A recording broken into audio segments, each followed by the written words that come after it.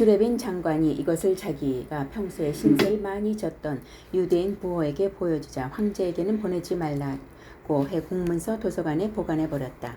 한편 글린카에서 치쿤서를 구입하도록 권유한 슈오르스트는 곧 생명의 위협을 느껴 이집트로 도망갔고 프랑스 경찰의 기록으로는 그곳에서 살해당했다. 그러는 사이에 러시아 황제의 여성 관계를 비방한 책이 프랑스에서 나돈다는 소문을 듣고 러시아 황제는 화가 나서 자신의 비밀 경찰을 통해 이를 조사하도록 했다. 러시아 비밀 경찰의 하나인 유대인 마니올로프가 글린카의 소행이라고 거짓 보고를 올려 그녀는 본국으로 소환되어 오럴에 있는 자기 집에 가택연금을 당하게 된다. 그러면서 그녀는 오렐 지역의 관장하는 귀족이며 치안 책임자였던 알렉시스 스코틴과 가깝게 지내게 되고 어느 날 그에게 치쿤서의 사본을 건네준다. 그는 이 책을 다시 자치 친구인 스테파노프와 세르지우스 닐루스 교수에게 보여주는데 스테파노프는 1897년 이것을 개인적으로 등사하여 유포시켰다. 그러나 닐루스 교수는 이 치쿤서를 러시아어로 번역하여 하찮은 속의 위대함 이란 제목의 책으로 만들어 1901년 대량 출판했다. 이때 닐루스의 친구인 부트니라는 사람이 한 권을 사서 영국으로 가져갔고 이것이 대영 박물관에 1906년 8월 10일자로 등록되어 지금도 보관되어 있다. 그리고 이것이 현재 남아있는 세계 유일의 원본이다. 이날 닐루스 교수는 1917년 자세한 설명을 덧붙이고 원고를 더 다듬어서 재판을 찍었는데 시중에 배포하기도 전에 3월 공산혁명이 일어났다. 정권을 잡은 카렌스키는 닐루스의 책을 모두 압수하여 없애도록 강제 조치를 내렸다. 그 책을 소유하고 있는 자는 현장에서 총살해버릴 정도로 철저하게 없애버렸던 것이다.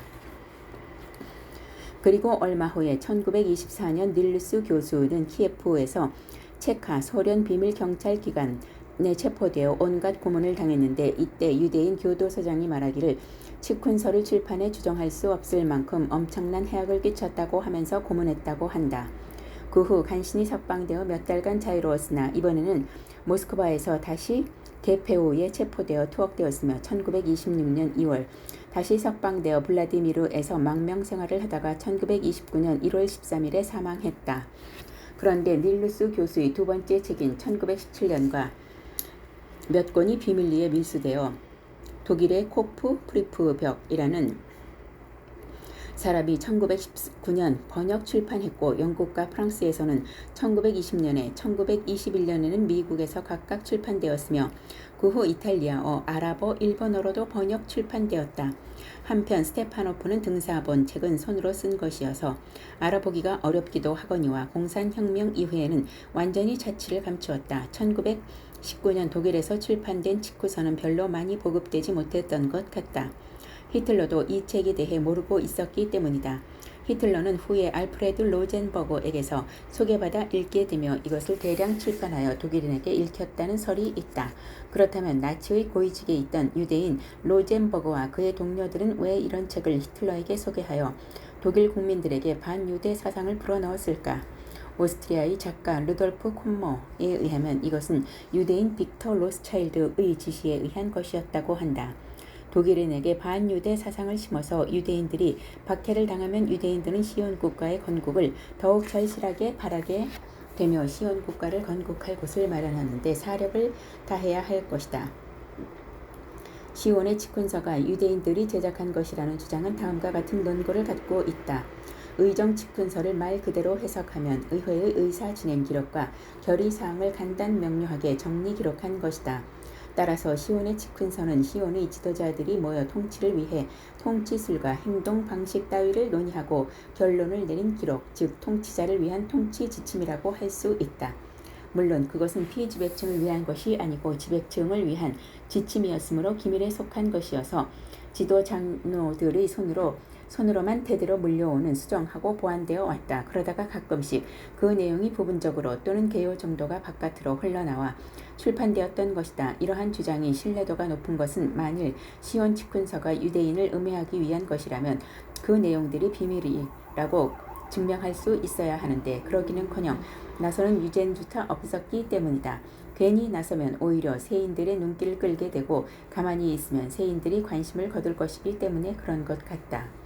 하나님은 유대인에게 세계 통치권을 주셨다. 현대 시온주의의 아버지라고 불리는 테오도르 헤르즐이 세계 시온주의자 협회 회장직을 바이즈만 학사에게 물려주면서 1920년 10월 6일 수석 랍비 헤르즐의 송별 만찬이 벌어졌다. 회장직에서 물러난 이 수석 랍비는 자신의 제국의 순방을 떠나는 참이었다.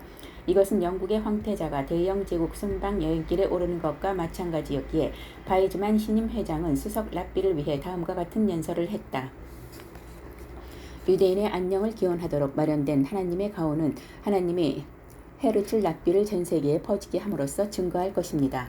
그렇다면 이제 위 내용과 연관을 지어 다음의 직훈 제11장을 읽어보자. 하나님은 우리를 그의 선택된 민족으로 삼으시고 세계 만방에 흩어지게 하는 선물을 주셨다.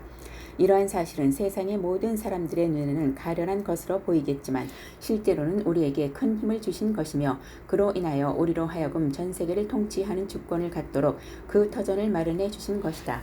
이 글에서 우리는 다음 몇 가지 사실에 주목할 필요가 있다. 첫째, 지도 장로는 실제로 존재한다. 둘째, 바이즈만 박사는 그들에 대하여 모든 것을 알고 있다. 셋째, 팔레스타인을 시온 국가로 만들겠다는 것은 유대인들의 아주 사소한 목적에 불과하며 진정한 목적을 위한 위장 포석일 것이다. 그런데 여기서 장로라고 부르는 사람들은 누구를 말하는 것인가? 이름은 알려지지 않은 비밀 조직이며 완전히 장막에 가려진 사람들이다. 그들은 영국에 있는 유대인 의회나 파리에 있는 만국 이스라엘 동맹의 대의원들도 아니다. 단지 독일의 알게 마이너 전기회사의 발터 라데나우라는 사람이 언급을 약간 한 적도 있었다. 그는 스스로가 프리메이슨의 지도자였기 때문에 아마도 다른 장로들의 이름을 알고 있었을 것이다. 그는 빈 자유 언론이라는 신문의 1912년 12월 24일자에 실린 자기 글에서 이렇게 설파했다. 자기들끼리는 서로 잘 아는 300명 정도의 사람들이 유럽 대륙 세계의 운명을 좌우하고 있으며 지도자는 그들 스스로 선출한다.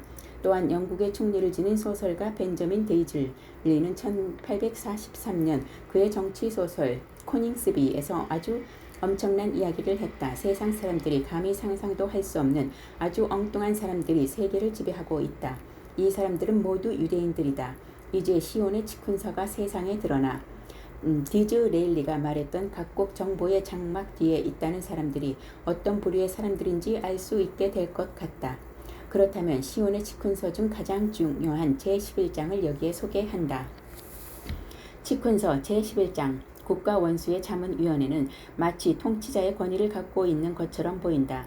그것은 입단 여단이라고 말할 수 있는 입법부서가 되는 것이고 그는 그 부서에 종속된 일원일 뿐이지만 법 제정이나 해설의 방책을 결정한다. 대통령령 따위의 국가 원수의 특별명령을 만드는 곳으로서 실질적인 역할을 하는 것이다. 이것이 바로 새 헌법 제정의 발단이 된다. 따라서 우리는 법을 만들고 권리를 만들며 법을 다스리는 일을 모두 해야 한다.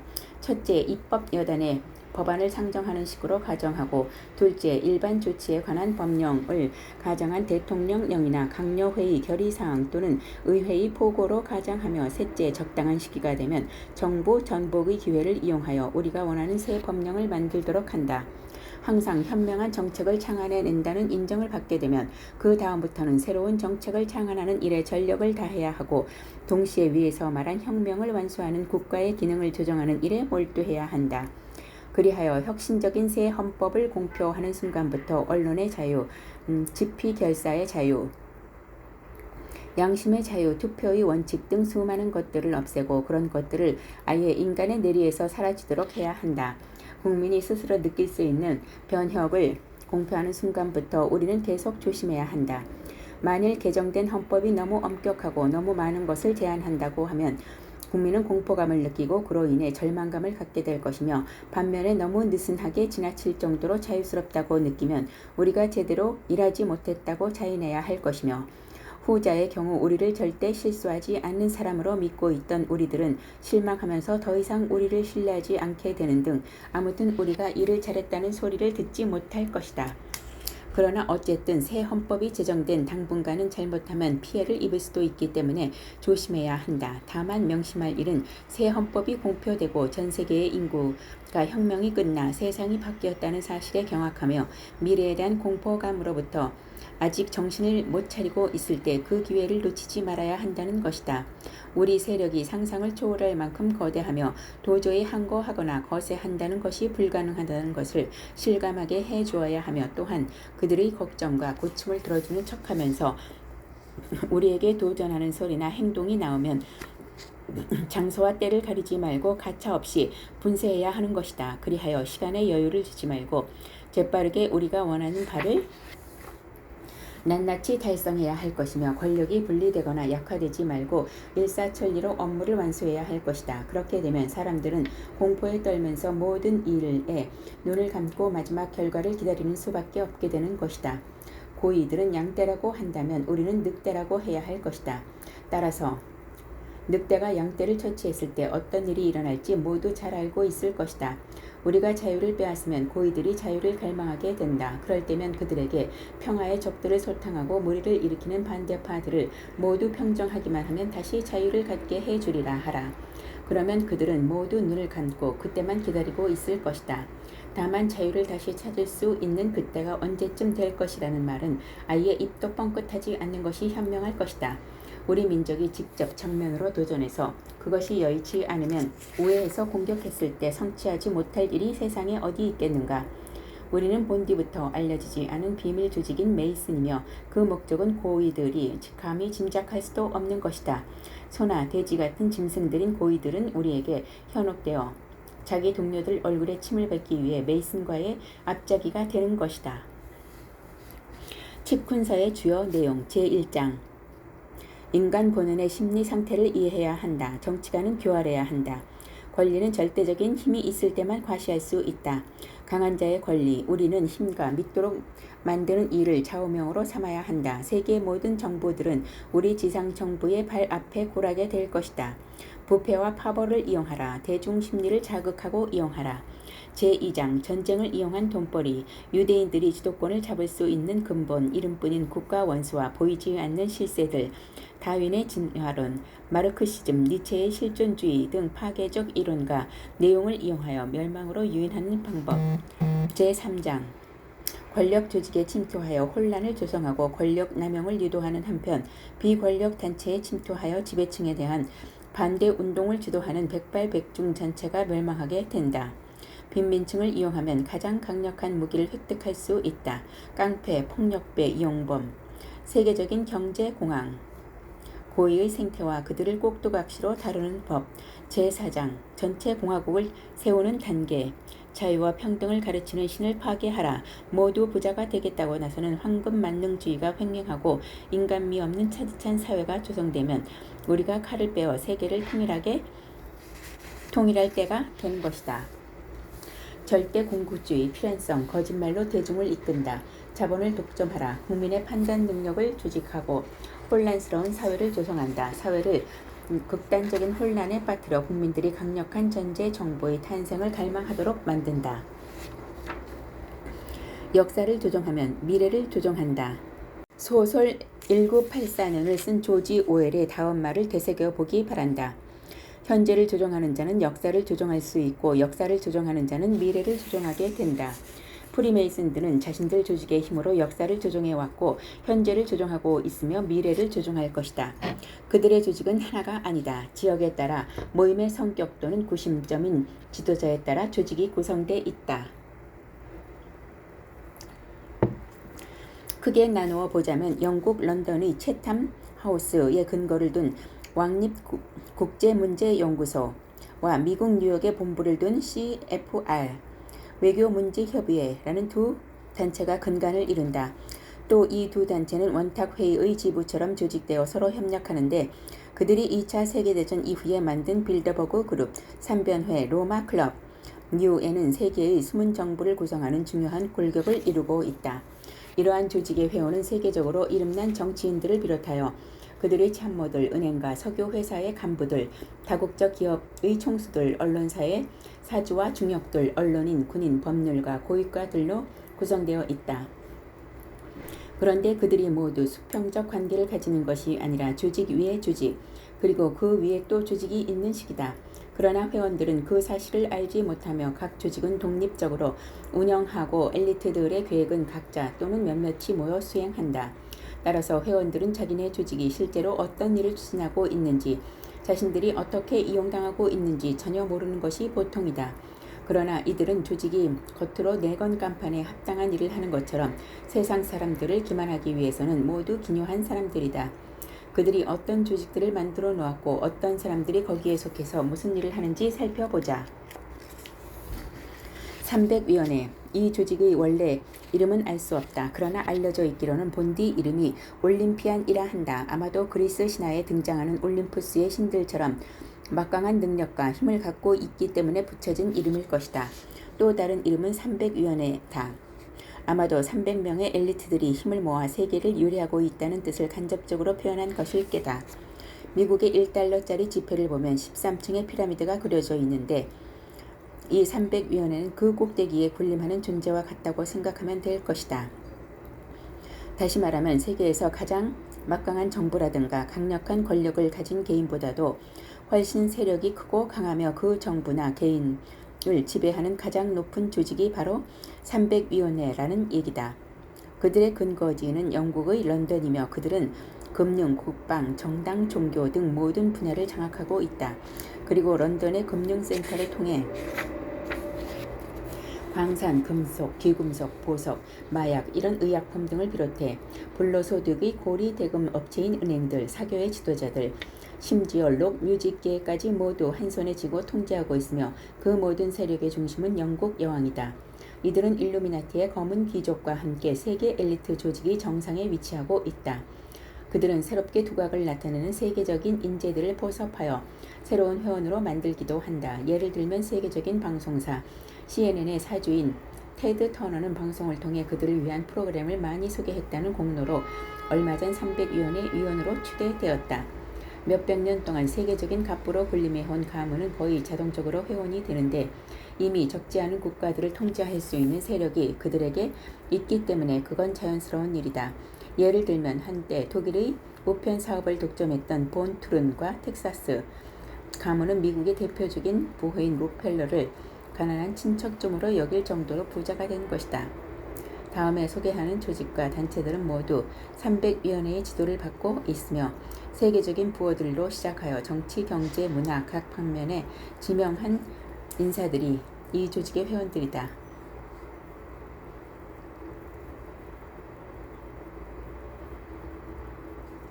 300위원회의 직접적인 지도를 받은 단체와 조직들.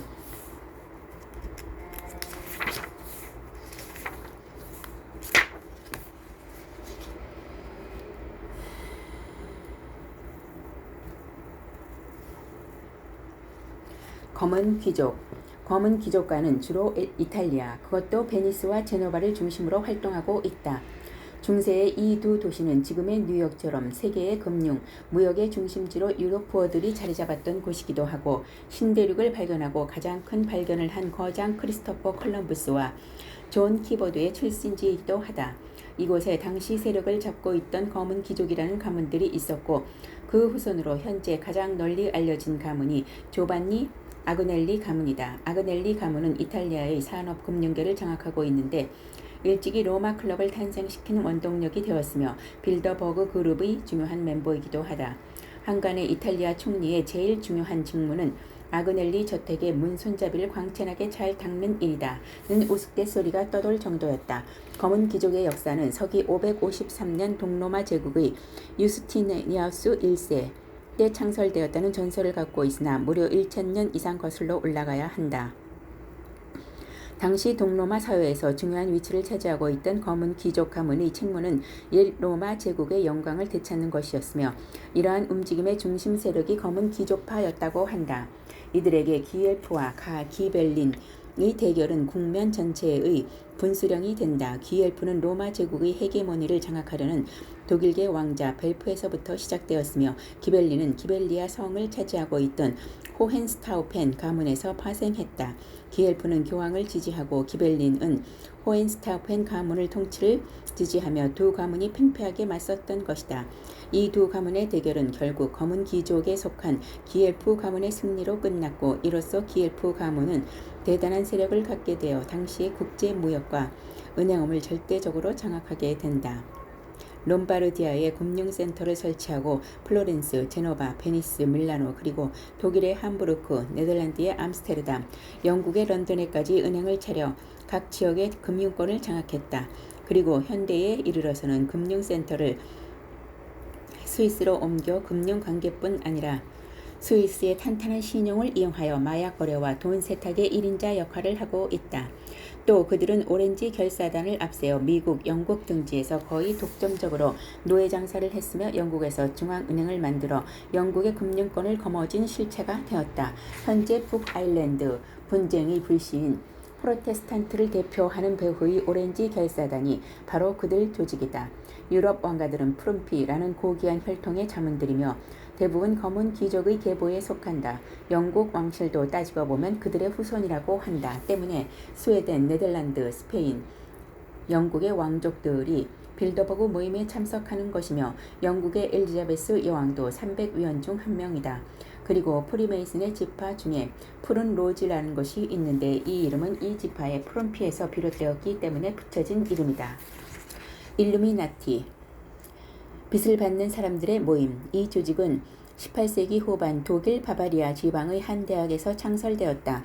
그 당시 엄했던 가톨릭교, 특히 예수회의 전통에 따른 모든 제도에 반항하면서 자유사상을 불러일으킨 철학적인 비밀단체로서 특히 예수회와 프리메이슨의 조직을 모방하여 엄격한 동지애와 비밀 엄수를 강조했다. 초창기에는 굉장한 호응을 얻어 전 유럽에서 많은 지식인들이 흡수했으나 18세기 말엽 바바리아에서 불법화되면서 지하로 들어갔다. 후에 로스차일드 가문의 자본력과 합세하여 프랑스 혁명과 러시아 공산혁명 등을 사주한 조직이기도 하다. 일루미나티는 그 후 미국으로 건너와서 뉴욕을 본거지로 삼아 세계의 경제권을 장악하고 미국의 CFR 등 세계적으로 수많은 비밀 조직을 세웠으며 미국의 정치를 조종하는 한편 선진국들을 배후에서 조종하는 마코 조직으로 알려져 있다. 물론 지하로 숨어 들어간 다음부터는 모든 이야기는 공식적으로 확인되지 않은 것들이며 물적 증거를 제시할 수 없다. 이 조직은 워낙 비밀 엄수가 철저한 데다 막강한 힘을 갖고 있기 때문에 조사한다는 것 자체가 불가능하고 그 하부 조직들이 일루미나티라는 이름을 사용하지 않고 수많은 다른 이름으로 위장하고 있기 때문에 철저히 베일에 쌓여 있는 것이다. 지금까지 드러난 조직으로는 미국의 CFR과 삼변회, 영국의 국제문제연구소와 빌더버그 그룹 같은 것들이 대표적이다. 또한 이들은 로스차일드 가문, 검은 귀족 가문 등의 세력들과 손을 잡고 로마 클럽, 원탁회의, 300위원회 등을 조직했으며 그 산하에 유엔처럼 공식적인 조직과 기구들을 여러 개 만들어 세계를 지배하고 있다. 따라서 미국에서의 이 조직에서 지명하는 사람들만 대통령이 될 수 있는 형편이어서 상당수의 사람들이 미국의 정책을 조종하는 건 바로 일루미나티라고 믿을 정도다. 일루미나티라는 말은 빛을 받는 사람들, 우주의 진리를 터득한 사람들 또는 불교식으로 말하면 해탈한 사람이라는 뜻으로 지어질 명칭이며 사전을 보면 18세기 유명한 무신론자로서 자유주의자고 과격한 공화주의자라고 쓰여 있다. 이 판은 미국 돈 1달러짜리 뒷면에 있는 피라미드 그림과 피라미드 꼭대기에서 발하는 빛을 상징으로 삼고 있다. 그들에게 빛을 발하는 햇빛은 큰 의미가 있기 때문에 뉴욕에 있는 자유의 여신상도 횃불을 쥐고 있는 것이다.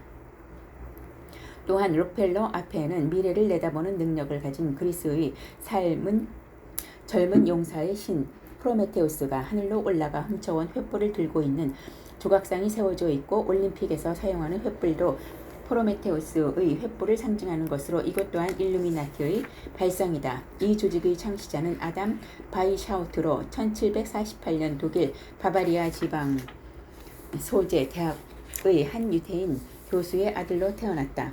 그의 부친은 그가 아직 어렸을 때 사망했으며 장성하여 성당에서 영세를 받을 때 대부로 삼은 사람이 익스타트 남작이었다. 다행히 익스타트 남작은 막강한 부와 권력을 가진 사람이어서 바이샤우트 남작의 경제적 도움으로 공부를 할 수 있었으며 15세에 예수회 사제단의 장학금을 받고 예수회 대학에 입학했다. 그는 대학 재학 중에 많은 책을 읽었으며 특히 그 당시 프랑스의 무소 같은 이 진보적인 철학 사상에 심취했는데 그때 그는 카톨릭교 교리에 대해 회의적인 사상가들이 있다는 것을 알게 되었다. 졸업 당시에 이미 해박한 지식을 인정받아 아버지와 마찬가지로 1772년부터 모교인 잉골슈타트 대학 법학과에서 교편을 잡았다. 강의를 해나가면서 그는 기계적으로 강요하는 방식의 예수의 이념에서 대두되는 의문점을 풀기 위해 많은 노력을 들여왔다. 마침내 그는 예수회의 방법에서 탈피하려는 의사를 공식적으로 표명했고 이에 동조해 그를 따르는 사람들이 많이 모여들었다. 그가 강의 중에 가톨릭교가 아닌 학자들로 저서도 소개하는 등 개인적인 행동을 계속하자 동료 교수들이나 대학 당국인 예수회와 아주 불편한 관계가 되었다. 물론 그가 대단히 인기 있는 교수였기 때문에 가능한 일이었지만 그 당시 바바리아 지방이 예수회의 절대적인 영향력 아래에 있었다는 점을 고려하면 대단히 용기 있는 행동이었다. 그 후 그는 자신의 인기를 바탕으로 종교 철학과 주임 교수로 추대되었다. 당시에는 종교 예수회가 현실 생활에서도 막강한 영향을 법조계의 종교 철학과 교수 주임을 일반 학과 교수들과 비교할 수도 없을 만큼 막강한 힘에 걸리자. 이미 틀림없다.